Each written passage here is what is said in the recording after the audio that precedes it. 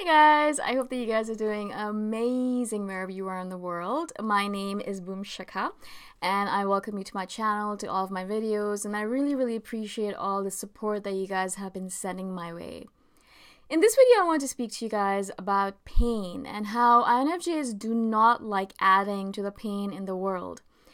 There is already a lot of pain on this planet. You can sense it in the way that the environment is being destroyed, the trees are being destroyed and taken away, deforestation, a lot of the animals and plants and fishes. I mean, basically the entire universe, the entire Earth ecosystem is being completely disintegrated. We only have 10% of the wildlife left, only 10% of the oceans, fishes are left.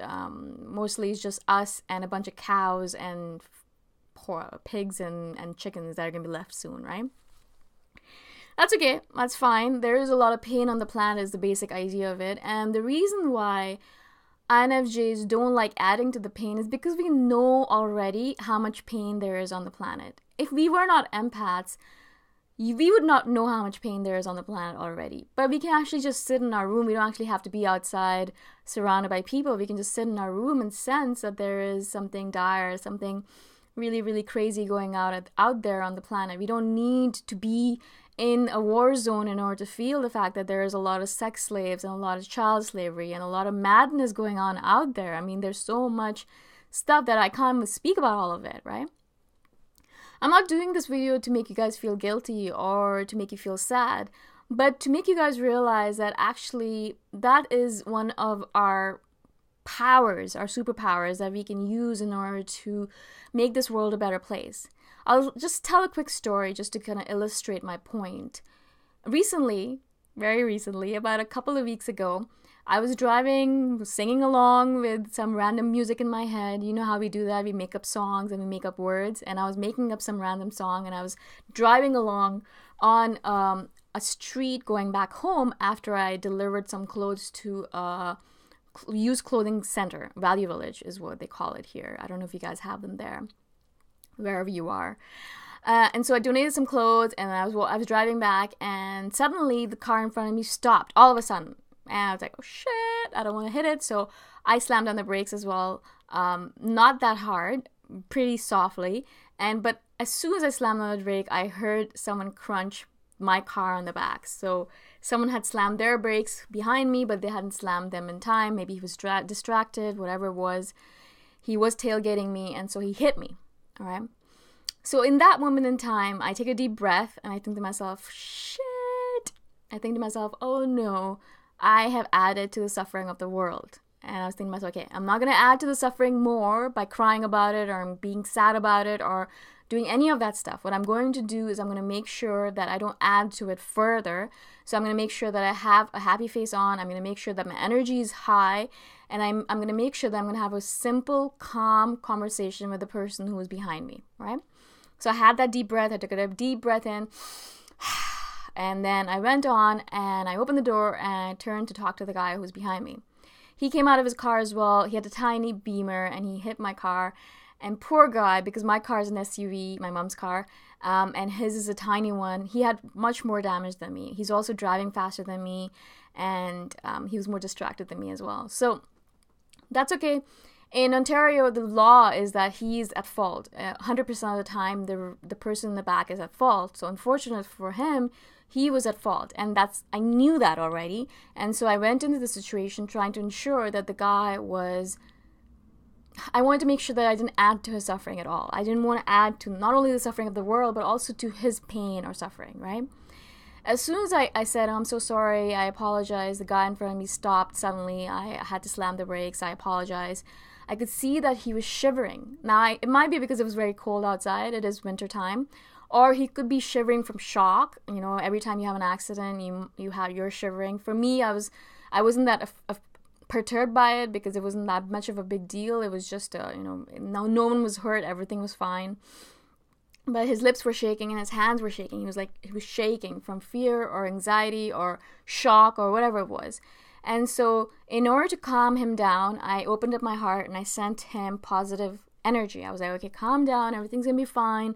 Let's move the cars to the side so we're not blocking the road, and let's have a quick conversation about it. Everything's gonna be all right.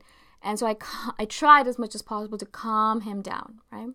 I'm not going to go through the rest of the story, but I did want to say the story just to tell you guys or illustrate the fact that there are two ways of handling everything on this planet. I could have turned around and yelled at the poor guy and started saying, it's your fault, you're going to be in so much trouble, I'm going to make sure of it, you know, you're going to have to pay for everything. You know, I could have gone that way. It's very easy for us to go one way or the other, right? Not that I would ever done that, I don't think. But it's very easy for us to take that handle of the situation. You go that way where we could just be complete asses and increase the pain and suffering of the world and of that person, right? I did not want to do that. He was already suffering. He was already in pain. He was already feeling the effect of the situation that he was in. He did not need me to add to it, right? Unfortunately, though, a lot of times that's what we do in this world. We go into a situation and instead of alleviating the pain or suffering of the people around us or the situation around us, we add to it. We make it worse. We make it so much worse, right?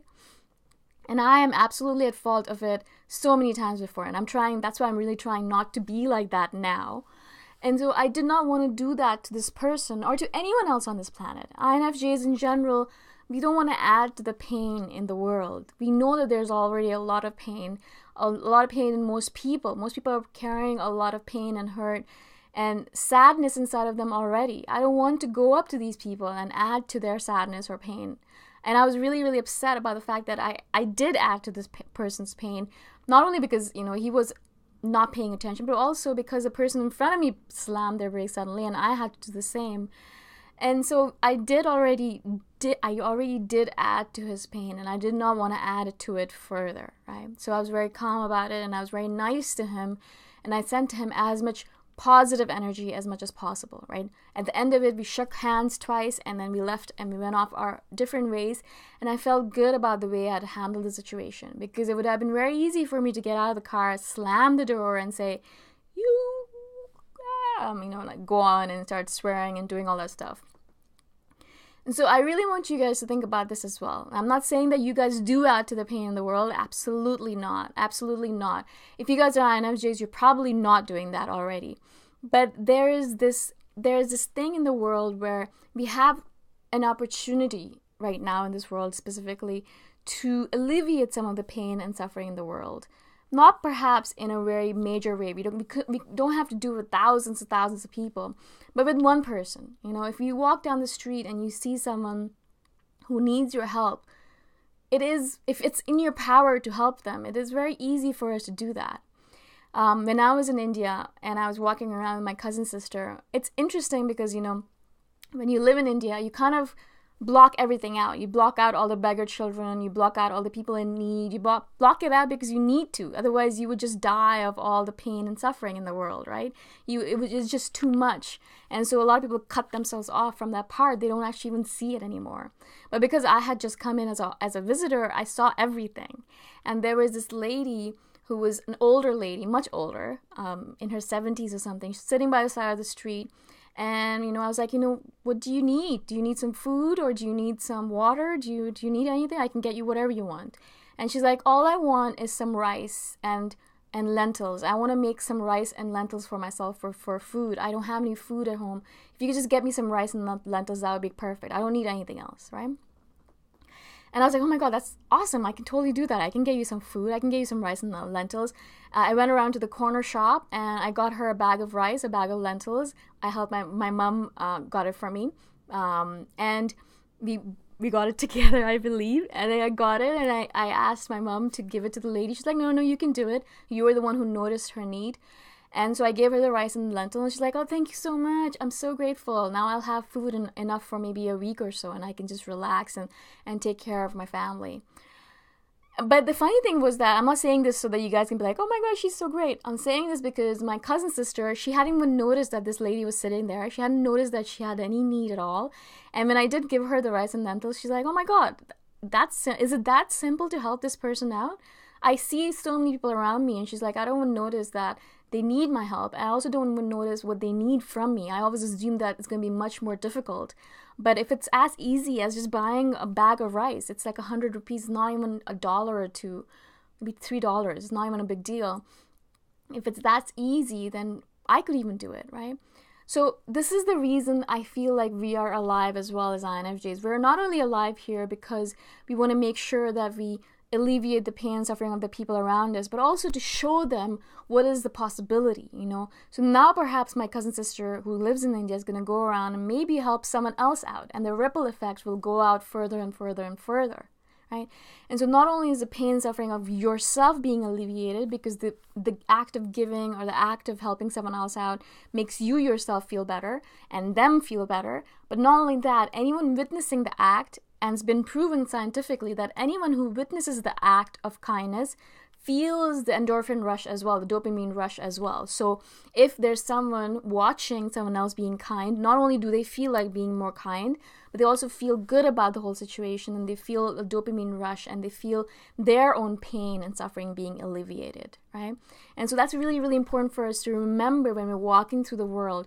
It doesn't have to be a huge gesture. It can just be a small little thing, but it'll help us alleviate the pain and suffering in the world, which is so, so important right now. So, so important, okay? I hope this makes sense to you guys. If you guys have any questions at all, please ask me anything. I'm always here to answer all your questions. If you guys have any suggestions for future videos, let me know as well. And I shall see you guys in the next video. Bye for now.